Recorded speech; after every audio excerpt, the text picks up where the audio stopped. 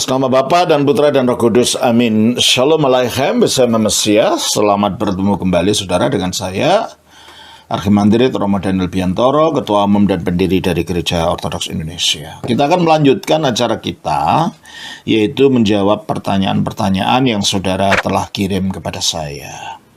Kali ini pertanyaan datang dari saudara Calvin, yang berasal Luwuk, dari kota Luwuk di Kabupaten Banggai, Provinsi Sulawesi Tengah. Pertanyaannya, Romo, rumusan yang benar itu bagaimana tentang Tritunggal itu? Allah Anak, Allah Bapa, Allah Anak, Allah Roh Kudus, atau Bapa, Anak, Roh Kudus saja? Sebab kalau Allah Bapa, Allah Anak, Allah Roh Kudus, di dalam pemikiran saya, seolah-olah memang ada tiga Allah. Menurut Alkitab, rumusan yang benar yang bagaimana?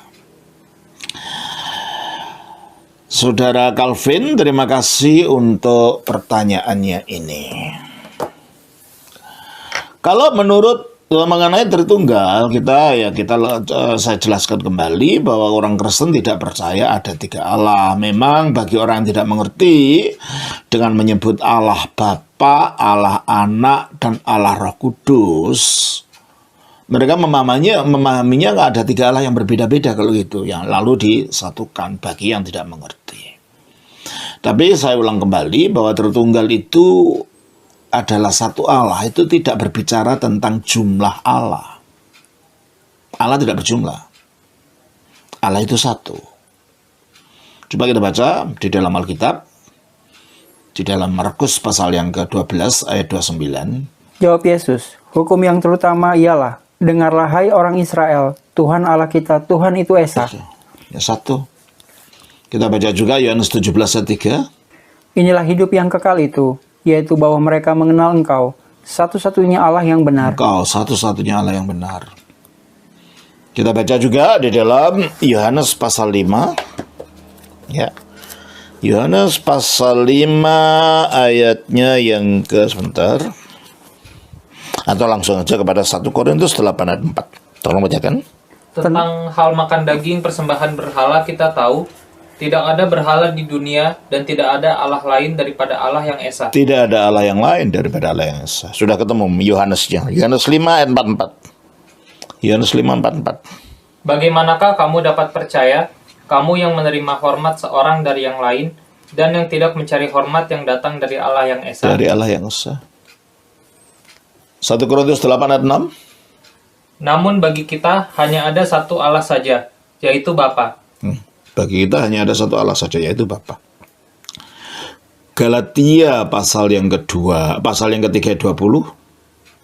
Namun aku hidup tetapi bukan lagi aku. 3 ayat yang ke-20. Seorang pengantara bukan hanya mewakili satu orang saja, sedangkan Allah adalah satu. Sedangkan Allah adalah satu. Efesus pasal yang keempat, ayat yang ke-6. Satu Allah dan Bapa dari semua. Satu Allah dan Bapa dari semua. Allah yang di atas semua. Sudah cukup. Yakobus pasal yang kedua ayat 10. Ayat yang ke-19. Engkau percaya bahwa hanya ada satu Allah saja. Satu Allah saja. Terus? Itu baik. Tetapi setan-setan pun juga percaya. Yudas pasal 1 ayat 25.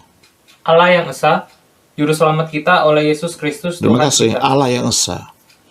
Jadi dari seluruh data-data perjanjian baru kita lihat bahwa Allah itu Esa, apalagi dalam perjanjian lama. Ya. Kita baca di dalam Ulangan pasal 6 ayat 4. Ya, di perjanjian lama banyak, jadi saya pilih saja ayatnya. Ulangan pasal 6 ayat 4. Dengarlah hai orang Israel, Tuhan itu Allah kita, Tuhan itu Esa. Nah inilah dari Musa, kitab Taurat ya. Dari yang diucapkan oleh Daud, kita baca di dalam 2 Samuel coba pasal 7 ayat 22. Kalau enggak 1 Samuel, coba kita lihat. Sebab itu engkau besar, ya Tuhan Allah, sebab tidak ada yang sama seperti engkau, Tidak ada yang sama seperti engkau, dan tidak ada Allah selain engkau. tidak ada Allah selain engkau. Ini kata Daud. Kita baca Yesaya. Yesaya pasal 44 ayat 6. Beginilah firman Tuhan, Raja dan Penebus Israel, Tuhan semesta alam. Akulah yang terdahulu, dan akulah yang terkemudian. Tidak ada Allah selain daripadaku. Tidak ada Allah selain daripada aku. Kita baca juga Zakaria 14 ayat 9. Maka Tuhan akan menjadi raja atas seluruh bumi. Pada waktu itu Tuhan adalah satu-satunya, dan namanya satu-satunya. Iya. Jadi Allah itu Esa, satu. Dan Allah yang Esa ini disebut sebagai Bapa. Coba kita baca di dalam Yohanes pasal 17 ayat 3. Ayat 1. Demikianlah kata Yesus, lalu ia menengadah ke langit dan berkata, Bapa, Bapa.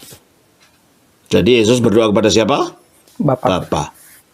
Lalu Yesus menyebut Bapa itu sebagai apa? Ayat 3.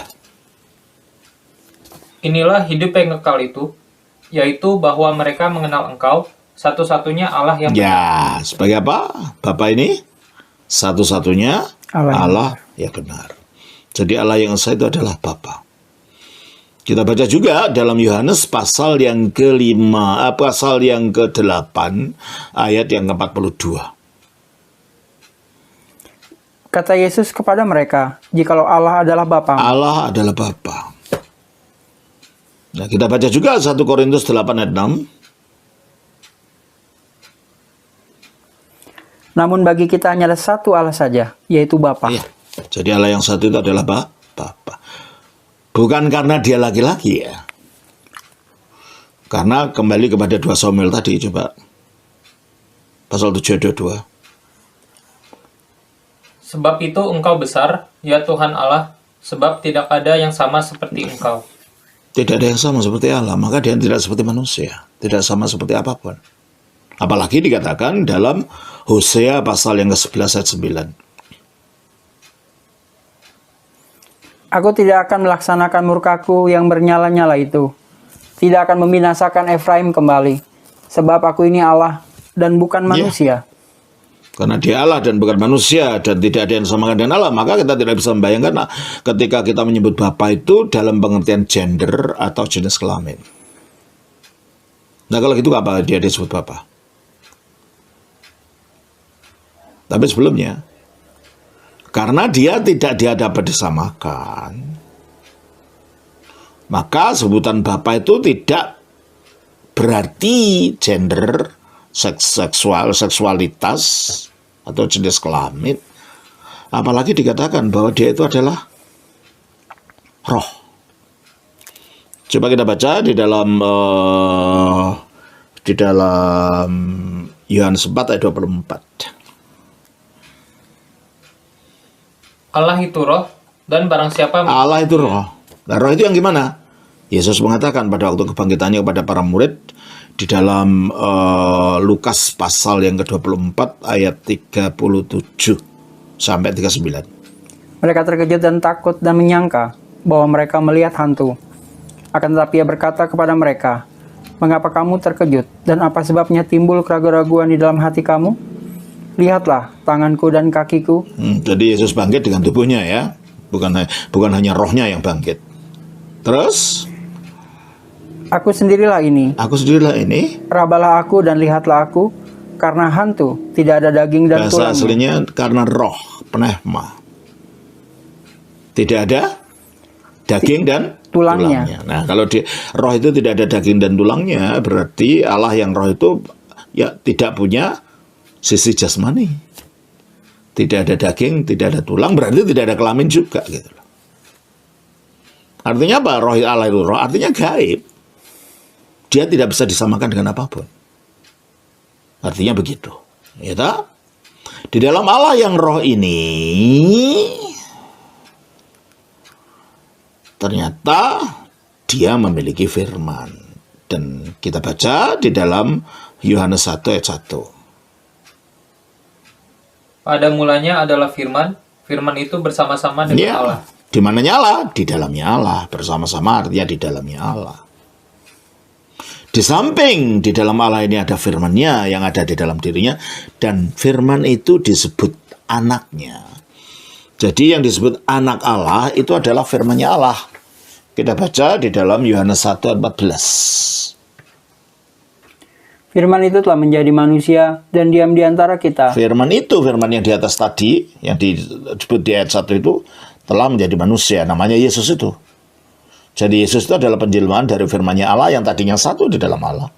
Terus? Dan kita telah melihat kemuliaannya, yaitu kemuliaan yang diberikan kepadanya sebagai anak tunggal. Nah, jadi firman itu sebagai apa? Sebagai anak tunggal Allah. Jadi yang disebut anak itu adalah firman-Nya Allah.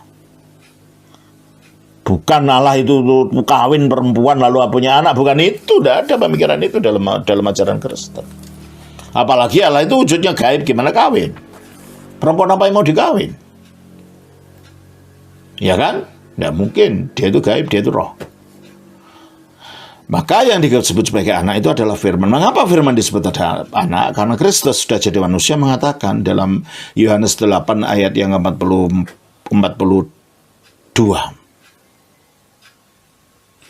Kata Yesus kepada mereka, "Jikalau Allah adalah Bapamu, kamu akan mengasihi aku. Mengapa?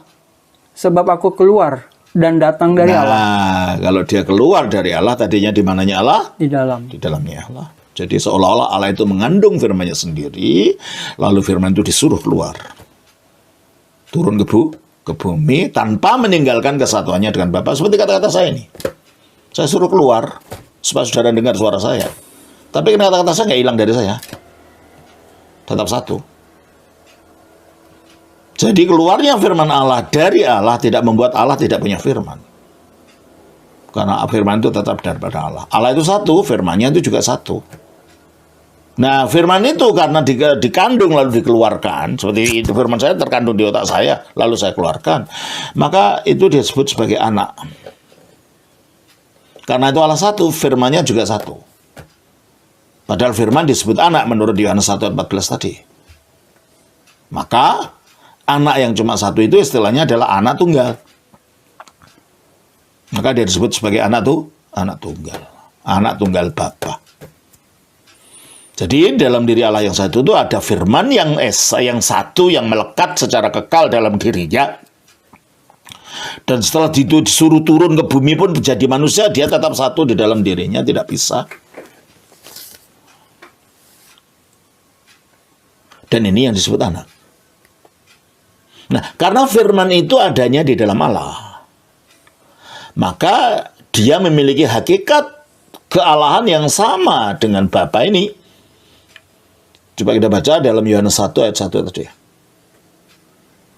Pada mulanya adalah firman, firman itu bersama-sama dengan Allah. Bersama-sama di mana? Di dalamnya. Terus?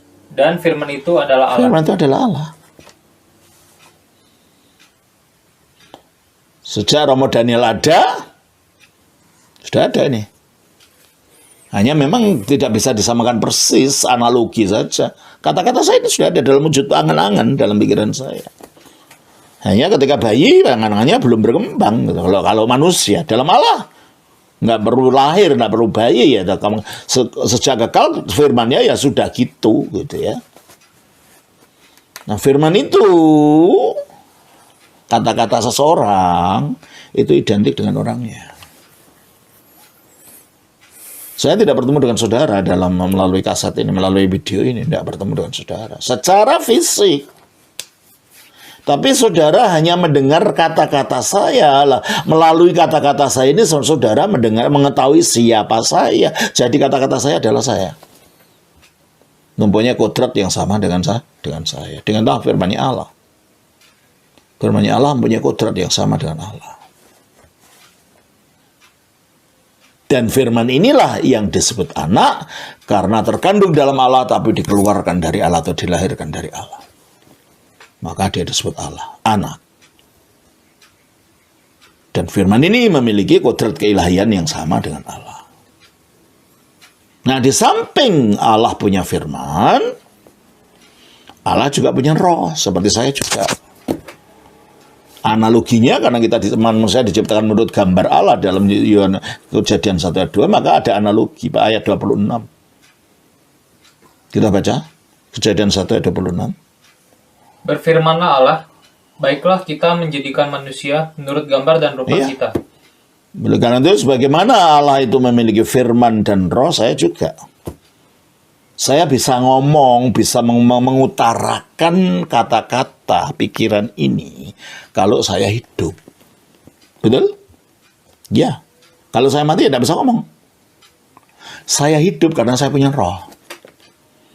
Berarti dalam diri saya ini ada firman, ada akal budi, sebelum keluar wujudnya akal, pikiran. Tapi keluar jadi kata-kata. Tapi juga ada kehidupan yang adalah roh itu. Allah juga begitu. Ada firman-Nya yang akhirnya turun jadi manusia, namanya Yesus, dan ada rohnya yang tinggal dalamnya. Sebagaimana roh saya tinggal di dalam saya. Coba kita baca di dalam 1 Korintus 2 ayat 11.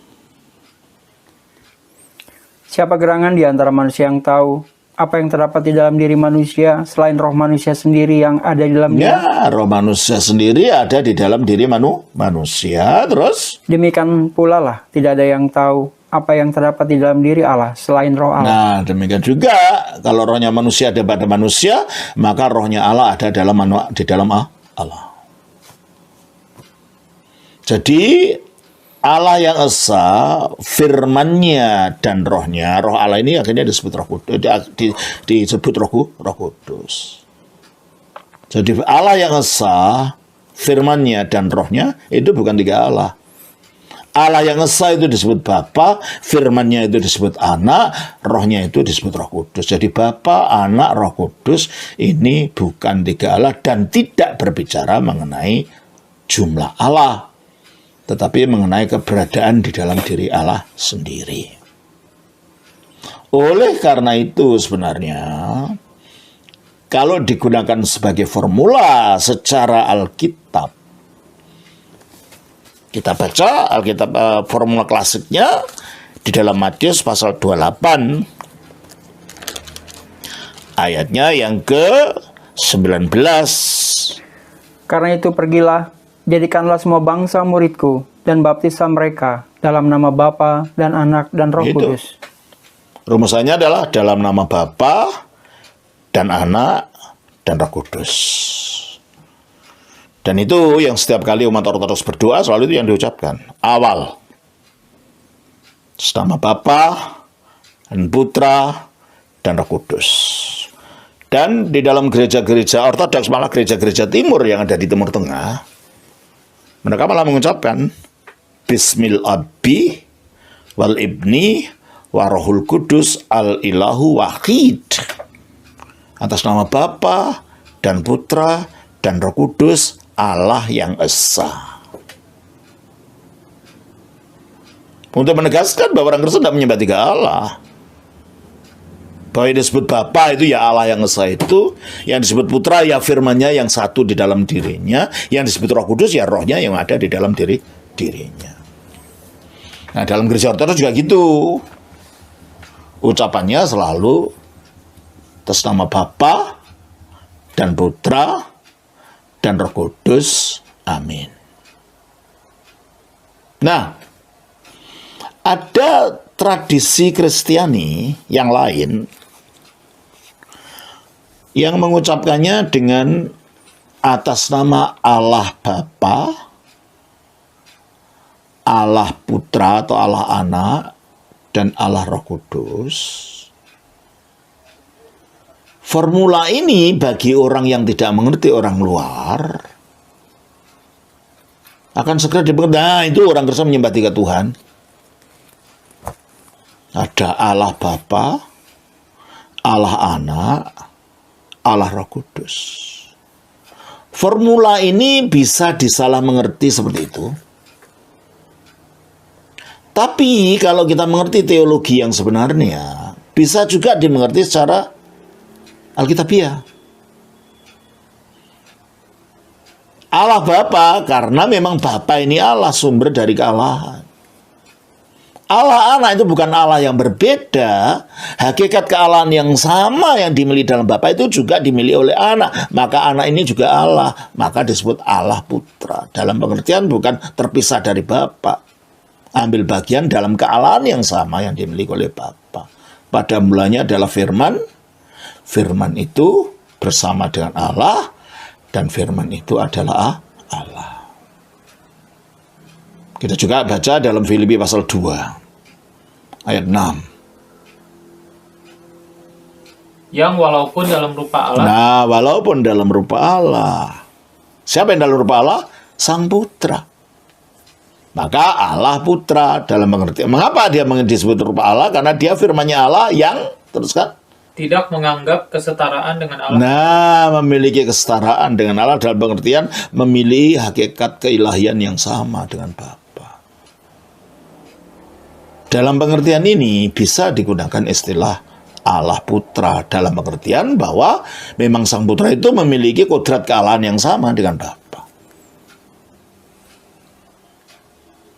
Nah, juga Allah Roh Kudus. Nah, Roh Kudus di mana tinggalnya? Dalam Allah kan tadi dalam 1 Korintus 2 ayat 11. Maka Roh Kudus juga mempunyai kodrat Allah keilahian yang sama yang juga dimiliki Bapa dan dimiliki oleh firman-Nya. Coba kita baca di dalam 1 Yohanes pasal 3 ayat 24. Barang siapa menuruti segala perintahnya, ia diam di dalam Allah dan Allah di dalam dia. Ya.